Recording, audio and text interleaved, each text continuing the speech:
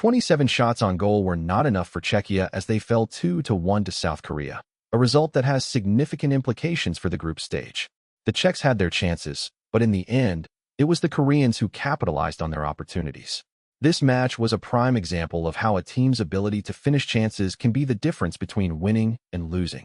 The central tension in this match was the contrast between Czechia's possession-based style and South Korea's quick counterattacks.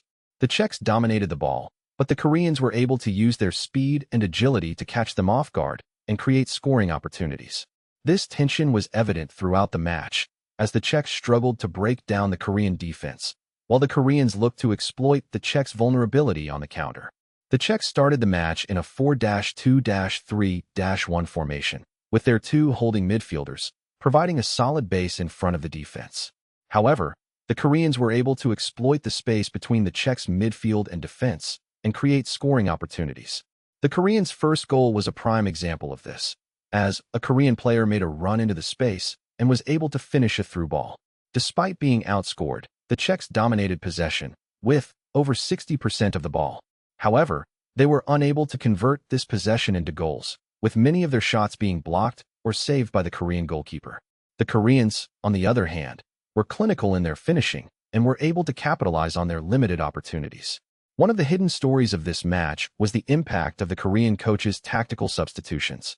The Korean coach made several key substitutions in the second half, bringing on fresh legs and changing the team's shape to a more defensive 4-1-4-1. This allowed the Koreans to absorb the Czechs' pressure and catch them on the counter, which ultimately led to their second goal. This tactical switch was a masterstroke by the Korean coach, and it paid dividends for the team. The result of this match has significant implications for the group stage.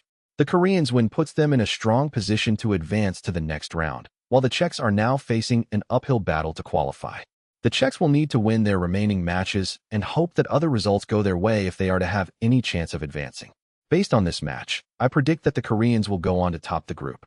Their ability to capitalize on their scoring opportunities and their solid defensive shape make them a formidable opponent. The Czechs, on the other hand, will struggle to recover from this defeat, and I expect them to finish third in the group. The Koreans' next match against the group's other top team will be a crucial one, and I expect them to come out on top. Tomorrow, we'll be analyzing the highly anticipated match between Portugal and Uruguay and exploring the implications of this match for the group stage. Don't miss it, as we'll be diving into the tactics and strategies that will decide this crucial match.